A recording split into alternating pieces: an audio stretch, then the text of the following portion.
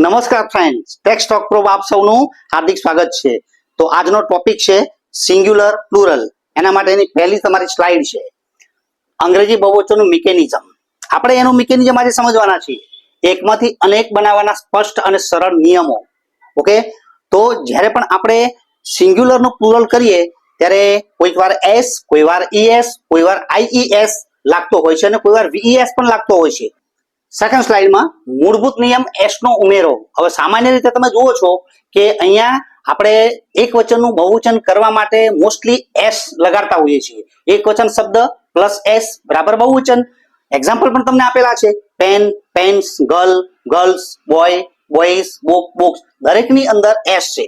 Okay, આગળ મિત્રો જોશો તો વિશિષ્ટ ધ્વનિ ઈએસ નું જોડાણ.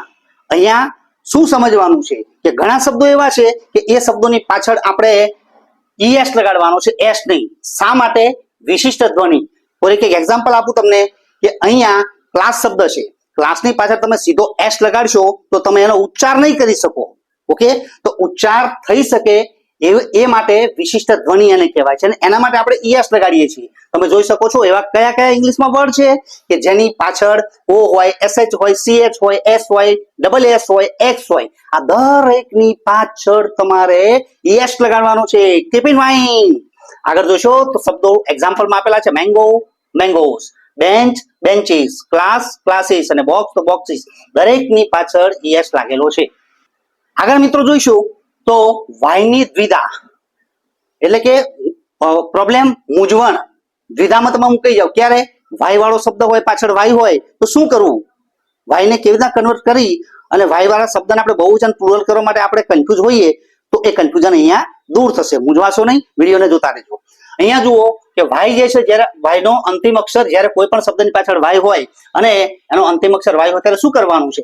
તો વાય છે અને વાય ની આગળ વોવેલ છે. વોવેલ ની ખબર પડવી જોઈએ. Vowel A E I O you આ વોવેલ છે. જો વાય ની આગળ આમાંથી કોઈ પણ અક્ષર હોય, ફોર એક્ઝામ્પલ અહીંયા બોય, તો બોય ની આગળ ઓ છે. ઓકે, એ વોવેલ છે. તો જ્યારે અહીંયા બે ની આગળ એ છે, એ વોવેલ છે. અહીંયા ડંકીમાં વાય ની આગળ ઈ છે, એ વોવેલ છે.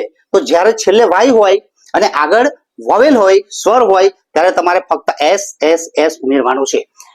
એ જ પ્રમાણે અહીંયા જોશો વ્યંજન. આ બાજુ વોવેલની વાત હતી, આ બાજુ કોન્સોનન્ટ યાની કે વ્યંજનની વાત છે. અહીંયા સ્વર ન હોય ને વ્યંજન હોય. વ્યંજન કોને કહેવાય?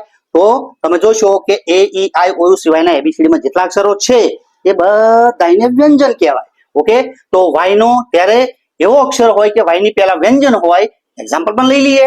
વાય છે, સ્ટોરી, વાય છે પણ અહીંયા સ્વર નથી. અહીંયા શું છે? વ્યંજન છે.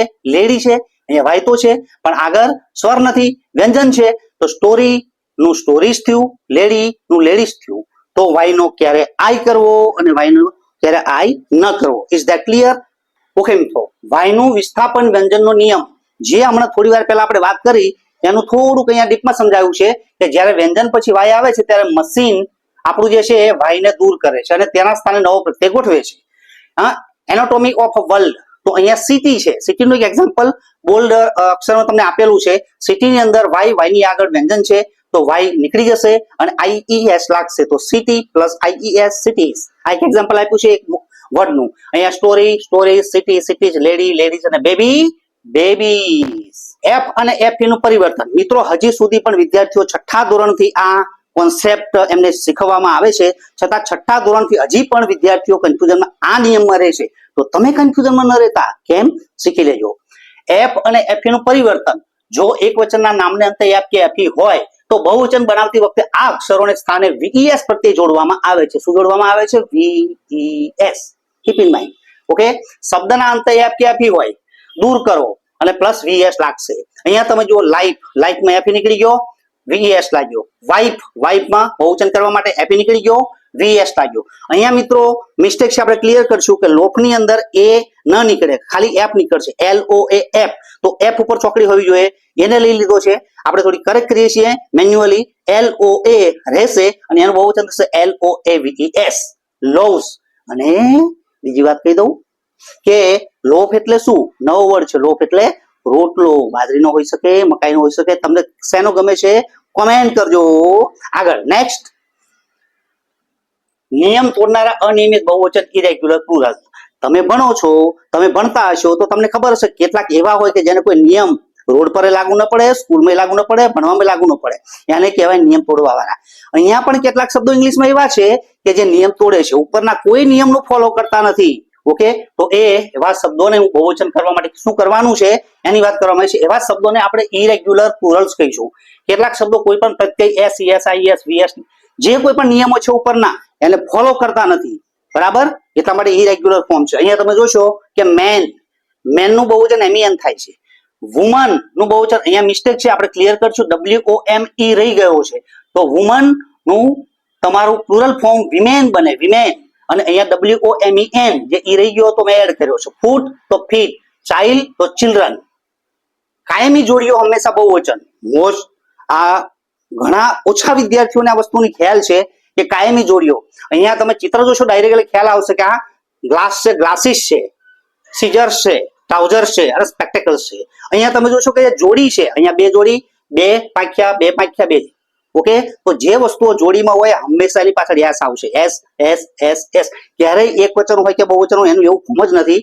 એસ વાળા શબ્દો જે આવશે, તો જ્યારે જોડીમાં હોય શબ્દો અથવા તો જોડીમાં જે વસ્તુઓ હોય એ આ એસ એન પોતાની સાથે હંમેશા પ્લુરલમાં એક વચનમાં લેશે. એક વચન હોય તો પણ સીઝર્સ અને બહુવચન હોય તો પણ સીઝર્સ જ રહેશે. મિત્રો, આ બધી જે આપણે સમજૂતી આપી એ બધી સમજૂતીનો આ નિચોડ છે. તમે વિડીયોને પોઝ કરી અને ધ્યાનથી આ વાંચી લેશો. ઓકે, અને આ એક વચન બહુવચનનો વિડીયો અવશ્ય તમે જોજો અને મારી ચેનલ ટેક્સ્ટોક પ્રો ને અવશ્ય સબસ્ક્રાઇબ કરજો, વિડીયોને શેર કરજો, કમેન્ટ કરશો. મળીએ આવા બીજા કોઈ વિડીયોની અંદર. ત્યાં સુધી રજા આપશો. આવજો, bye bye, C you soon.